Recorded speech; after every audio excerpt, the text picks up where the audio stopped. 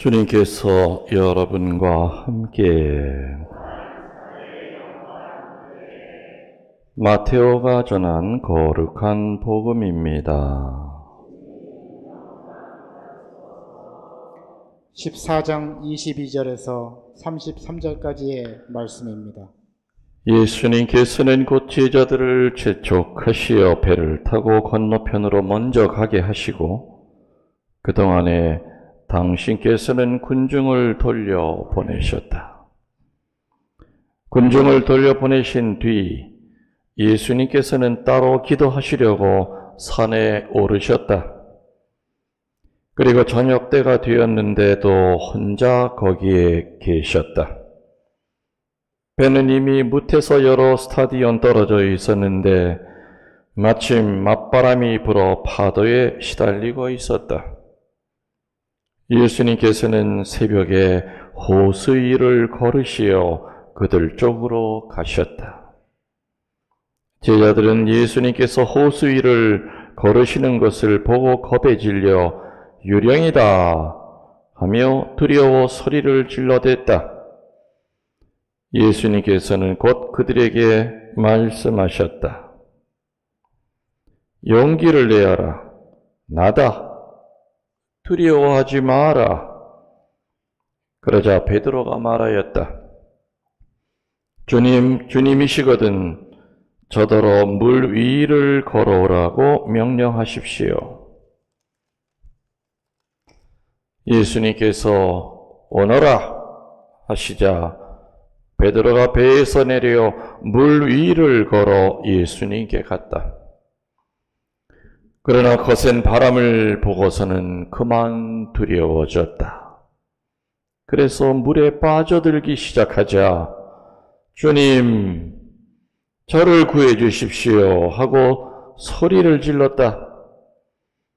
예수님께서 곧 손을 내밀어 그를 붙잡으시고 이 믿음이 약한 자야, 왜 의심하느냐 하고 말씀하셨다. 그리고 나서 그들이 배에 오르자 바람이 그쳤다. 그러자 배 안에 있던 사람들이 그분께 엎드려 절하며 스승님은 참으로 하느님의 아드님이십니다 하고 말하였다. 주님의 말씀입니다. 모두 자리에 앉아 주십시오. 찬미 예수님, 참 지리한 장마 때문에 많은 분들이 고통 중에 있습니다. 또 장마 전선이 중부 쪽으로 갔다 밑으로 내려갔다 오락가락하죠. 평상시에는 산 밑에 있는 집이라든지 이렇게 강을 바라보는 그 전망 좋은 집이 참 거기서 살고 싶지요. 근데 이렇게 비가 엄청나게 쏟아질 때는 정말 위험한 것 같아요. 노아의 홍수 이야기 때 하느님이 이 세상을 정화시키기 위해서 40주야를 비를 내렸다. 그런 얘기가 나옵니다. 지금 우리 거의 한 40일 이상 오고 있죠? 장마가. 정말 40주야를 똑같이 주먹만한 빗방울이 만일에 떨어진다면 글쎄 누가 나만 하겠어요. 우리 살림해주는 자매님이 아까 그래요. 아유 그래도 신부님 참 청주는 복받은 데예요. 비 피해가 없어가지고. 아유 저렇게 얘기하다가 비 오면 어떡하려고 그러지 가끔은. 무심점 넘으면 어떡하려고 그러지. 아이고. 물론 감사하긴 감사해요. 그죠? 청주에 비 피해 없는 거 감사하는데 텔레비전만 틀면은 난리잖아요. 아주 광주 시내가 없어져 버리고 화개장터가 다 없어져 버리고 산 밑에 있던 집들이 그냥 그 엄청난 양의 흙더미가 쏟아져 내리니까 유언할 시간도 없이 죽은 거예요. 그런 많은 분들이 아직도 시체 못 찾고 있는 사람들 많죠? 물에 떠내려가서. 그래서 아무튼 이 미사 중에 우리 청주는 물난리 안 나서 다행이다, 하느님께 감사합니다 하는 마음도 갖춰야 되지만, 동시에 그 피해를 보고 있는 가족들, 그 하늘이 꺼지는 그런 느낌일 겁니다. 그분들을 위해서도 이 미사 중에 우리들이 정말 간절한 기도, 하느님께서 위로해 주십사. 그리고 또 못 찾은 사람들은 시신이라도 좀 빨리 찾아서 장례라도 치러야 되지 않겠습니까? 그래야 되겠죠. 아무튼 코로나 때문에 난리고, 한쪽에서는 물 때문에 난리고, 또 미국에서는 불 때문에 난리고, 아무튼 시대의 그 징표에 다 나오는 얘기들입니다. 이 시대가 환난의 시대라는 거.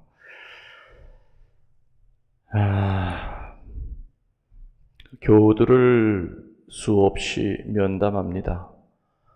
제가 면담하는 사람들 가운데 거의 90%는 우리 신자들이고, 한 10% 정도는 그냥 찾아오는 분들, 신앙이 없는 분들, 얘기 듣고 찾아오는 분들이죠.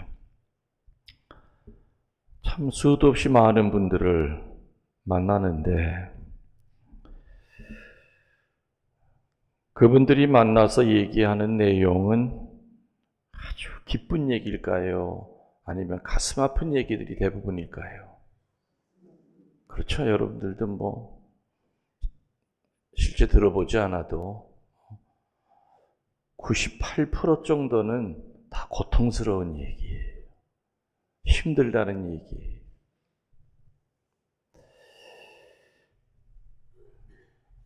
참 짧게 살아가는 인생이 전부 다 즐겁고 좋은 일만 있다면 얼마나 좋겠습니까?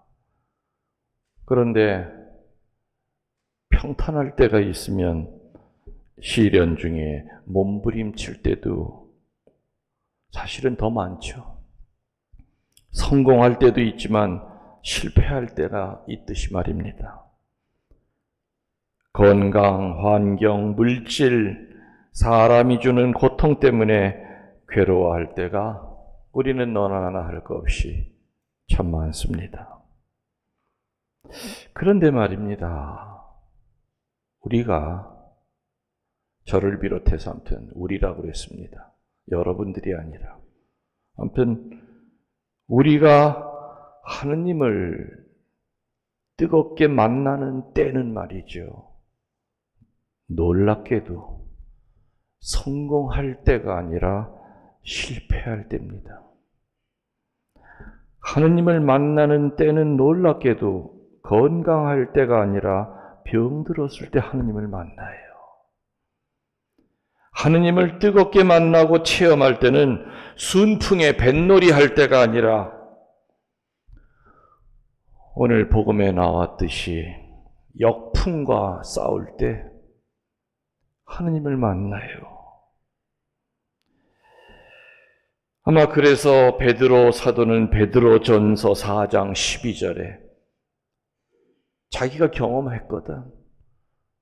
예수님을 하느님으로 알아뵀던 그 순간은 예수님과 다니면서 소풍 다니면서 룰루랄라 할 때가 아니었고, 물속에 빠져 헤맬 때 하느님을 알아봤다는 걸 체험했기 때문에 베드로전서 4장 12절에 이런 얘기를 하지요.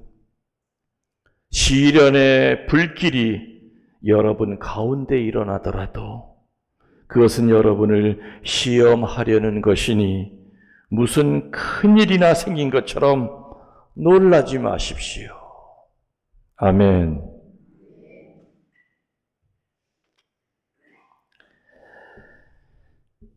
아멘 하는 것과 아멘 안 하는 것의 차이가 뭐라고 그랬죠?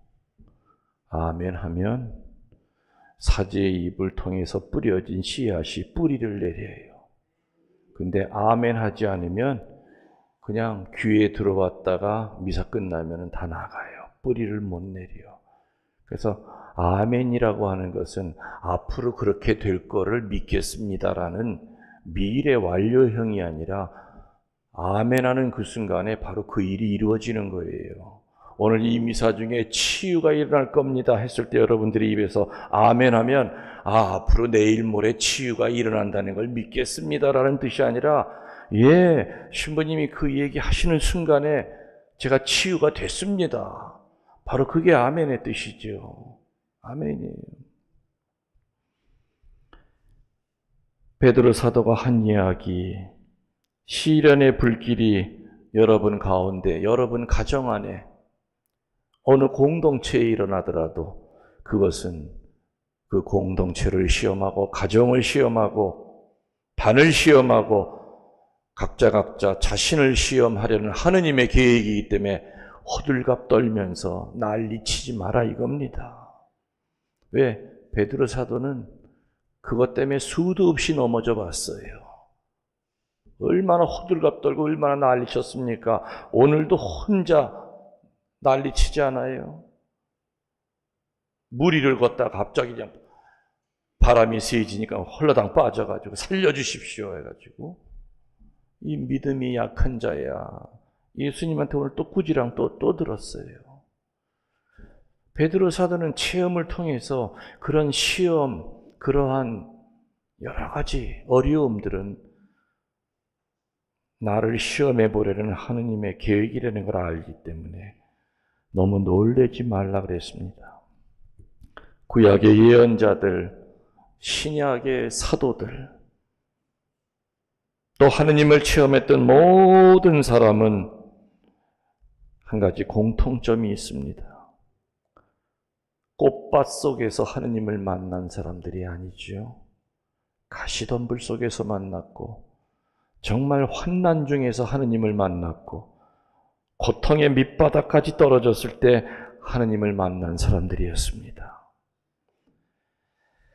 한때는 세속적으로 잘 나가던 그들이 고통 중에 하느님을 만나 새로운 인간으로 부활이 됩니다. 오늘 일독서의 주인공은 엘리야입니다. 이 독서의 주인공은 바오로 사도입니다. 그리고 복음의 주인공은 물에 빠져 허우적거렸던 누구? 베드로입니다. 엘리야와 바오로 사도와 그리고 이 베드로의 그 공통점이 있다면은 새로 거듭난 인간이라는 겁니다. 오늘 일독서에 나오는 엘리야는 누굽니까? 갈멜산에서 바알을 숭배하던 그 바알의 예언자 450명을 쳐 죽입니다. 위대한 승리를 한 그 엘리야의 기세는 하늘을 찌르는 듯 했죠. 그러나 바알의 광신자였던 황후 이세벨이 엘리야에게 복수를 다짐합니다. 그때부터 엘리야는 무서워 떨면서 죽으라고 도망치는 신세가 돼서 산 위에 있는 굴 속에 몸을 피합니다. 어제 당당했던 그 승리자가 패배자가 됩니다.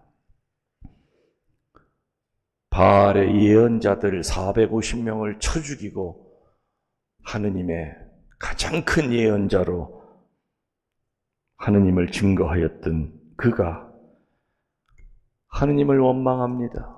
하느님이 자기를 버렸다고 판단합니다. 한마디로 신앙의 위기였습니다. 이런 막다른 길에서 엘리야는 하느님을 새롭게 만납니다.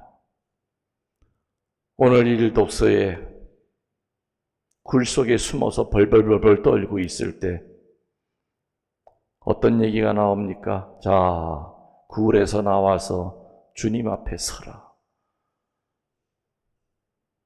조심조심 굴 밖으로 나왔더니 바람이 부는데 이건 그냥 바람이 아니에요. 오늘 어떤 바람이라고 했어요? 바위를 생채기를 내고 바위가 부서지는 바람이에요. 얼마나 무서웠겠습니까? 그 바람에도 하느님은 없었다면 다시 굴 속으로 도망가죠. 다시 또 소리가 들려요. 나와라, 내가 왔다. 나가니까 그 다음엔 어떤 일이 벌어져요? 지진이 일어나죠. 산이 반으로 쪼개져. 아이고 무서워. 하느님이 이 안에도 없어. 무슨 지진이 일어나는데 하느님이 나타나. 이런 하느님 아니야 하면서 굴 속으로 또 도망갑니다. 다시 또 마음 좀 잡으려고 하니까 나왔다. 밖으로 나와라. 나왔더니 그 다음엔 어떤 일이 일어나요? 산불이 일어나가지고 그냥 모든 걸 다 태우는 거야. 아이고 하느님 없어. 하느님이 이렇게 잔인한 하느님이 아니야. 다시 굴 속으로 들어갔다가 거기서 깨닫죠. 아, 하느님은 어떤 때는 바위를 깨는 바람처럼 지나가실 때가 있고 산을 가르는 지진처럼 나타나실 때가 있고 때로는 내 죄를 불살라버리는 성령으로 나타나실 때도 있지만 결국에는 내가 두려움 때문에 그분을 못 본 것이다 하고 마음을 편안하게 하고 나가니까 그때야 부드러운 주님의 목소리를 들었다.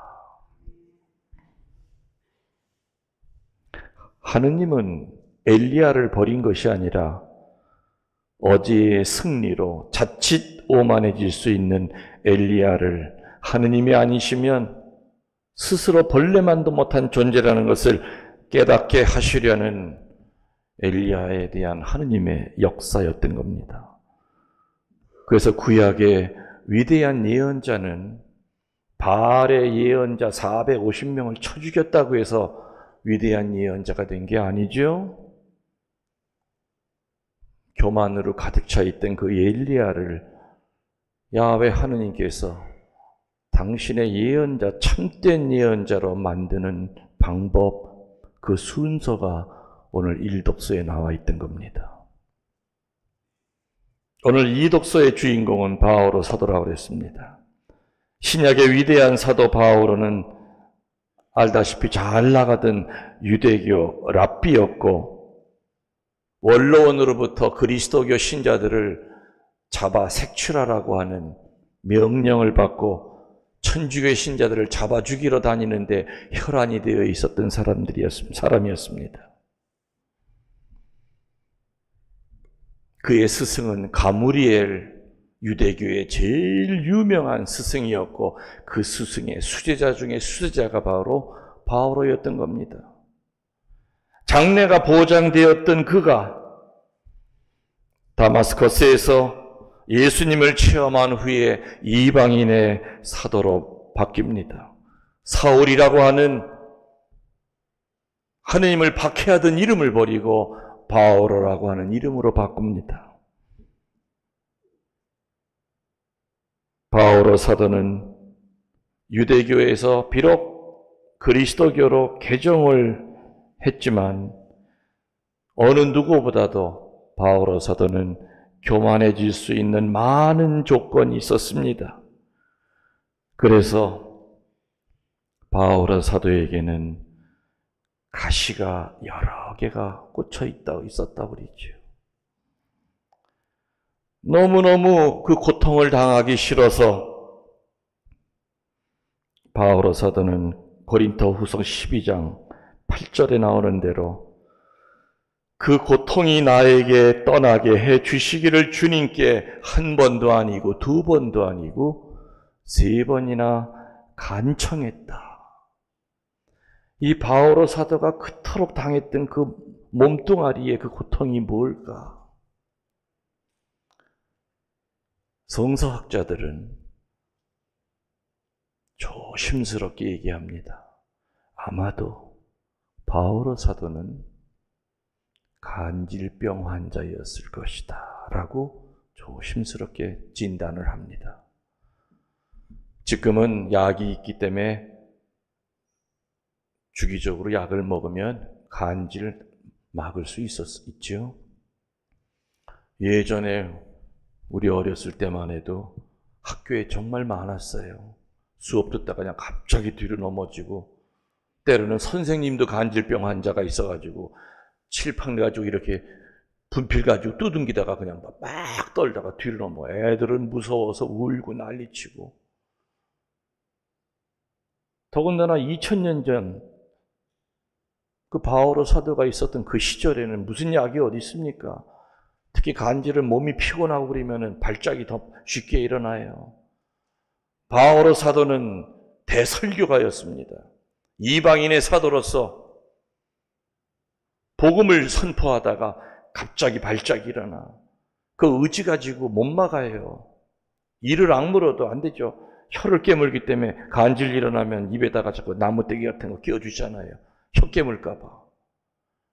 거품을 불고 난리 법석을 떨고 난 다음에 바오로 사도가 다시 정신이 들었을 때는 창피했을까요? 창피하지 않았을까요? 당연히 창피했죠. 고개도 못 들고 사람들의 그 수많은 따가운 시선. 그래서 바오로 사도는 자기의 약점이 드러난 그곳은 가지 않았었다고 그래요. 그러면서 바오로 사도는 예수님에게 이 고통 좀 떠나게 해달라고 3번이나 간절히 하느님께 매달렸는데 놀랍게도 예수님은 그걸 고쳐주시지 않았어요. 그 대신에 어떤 말씀을 주셨느냐? 고린도 후서 12장 9절의 말씀을 주셨죠. 바오로야, 너는 이미 내 은총을 충분히 받았다. 나는 약한 자 안에서 완전히 드러난다. 너는 이미 은총을 충분히 받았다. 나의 권능은 건강한 자가 아니라, 힘 있는 자가 아니라, 가진 자 안에서가 아니라 약한 자 안에서 완전히 드러난다. 이 말씀을 주신 겁니다. 바오로 사도는 그 말씀을 그대로 받아 삼킵니다. 그리고 어떤 말로 답을 합니까? 이제부터는 그리스도의 권능이 나에게 머무르기 위하여 내 약점을 자랑하겠습니다. 잔뜩 교만해질까 봐 가시를 몇 개를 심어주신 그 가시를 사랑하겠습니다. 그때부터 바오로 사도는 나 솔직히 당신들보다 잘난 거 많아. 가문으로 따져도 그렇고 그렇지만 내가 교만해질까 봐 나 이런 약점이 있어요. 자랑했죠. 현대의 신학은 바오로 신학이라고 해도 틀린 말이 아닙니다. 이 바오로 신학의 우뚝 솟은 산봉우리는 바로 고통이에요. 바오로 사도는 그 고통을 끌어안으면서 이방인에게 선교하기 위하여 몇 차 선교를 다니면서 매도 많이 맞고 감옥에도 수도 없이 많이 갇히고 그러면서도 하느님을 증거했습니다. 그러다 나중에 네로 황제 때 네로 그 미친 네로 황제가 로마 시내에다가 자기가 불질러 놓고 천주교 신자들이 불질렀다. 그 괴수를 잡아라 해가지고 그 괴수로 바오로 사도가 잡혀서 목이 떨어집니다. 바오로의 신학은 고통의 신학입니다. 그러나 고통으로 끝나지 않고 부활의 신앙으로 바뀌지요. 바오로 사도는 죽을 때까지 단 한 번도 잊어버리지 않았던 그 말이 뭐냐?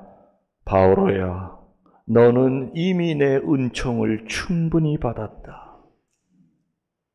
바오로는 힘들고 어려울 때마다 그 말을 되뇌었다고 그래요. 우리가 잘 아는 프란치스코 성인도 수도회를 만들고 많은 이들이 그를 추종하고 따랐습니다. 그래서 그의 수도회는 승승장구 커져갔습니다. 그러나 프란치스코 성인이 예수님을 진정으로 만날 수 있었을 때는 큰 수도회를 만들었을 때가 아니라 말년에 실명하여 장님이 된 이후에 비로소 예수님을 참되게 만납니다. 마지막 그 빛마저 잊어버리고 난 후에 프란치스코는 그때야 비로소 하느님과 일치의 삶, 지복직관의 경지에 이릅니다. 그래서 실명 후에 쓴, 눈이 멀고 난 후에 썼던 그 유명한 시가 뭡니까? 태양의 찬가. 그 태양의 찬가는 아름다운 노래로도 이렇게 불려지고 있죠. 오 아름다워라 이렇게 나가는 노래 제가 가끔 은총의 밤 때 해드린 적이 있었습니다. 그 태양의 찬가는 고통 속에 솟아오르는 환희의 시였습니다. 오늘 복음에 나오는 베드로는 성격이 굉장히 충동적인 사람이었습니다. 충동에 따라 행동했기 때문에 종종 실수를 많이 했고 후회하는 일도 많은 사도 가운데 맏형이었습니다. 그러나 베드로는 궁극적으로는 실패하지 않은 자였습니다. 그는 실패한 그 순간까지도 언제나 예수님을 붙잡고 있었기 때문이죠. 베드로 사도를 묵상하다 보면 정말 놀라운 사실은 수도 없이 베드로 사도는 자기의 약점 때문에 쓰러졌지만 놀랍게도 반드시 다시 일어섰다는 겁니다. 그리고 실수를 거듭거듭 저지른 후에도 놀랍게도 실수하기 전보다 예수님에게 더 가까이 나아갔다는 사실입니다. 그래서 성인은 결코 쓰러지지 않는 자가 아니라 쓰러졌다가도 다시 주님이 내미는 손을 잡고 일어서서 정진하는 사람이 바로 성인임을 믿습니다.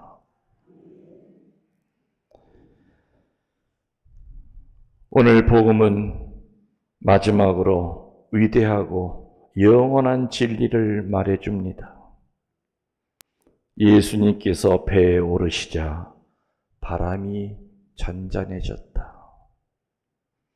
예수님이 계시는 곳은 어디든지 아무리 강한 폭풍이 불어도 평온하게 된다는 위대한 진리의 말씀입니다.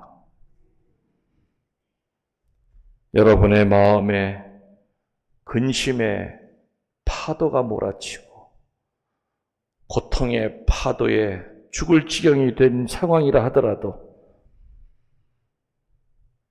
여러분들의 그 심중에 십자가를 놓고 마음이 흔들리지 않기 위하여 예수님을 여러분의 그 흔들리는 마음 한가운데 그 십자가를 놓으시면 이내 바람이 잔잔해지고 평화가 찾아올 것을 믿습니다. 아멘.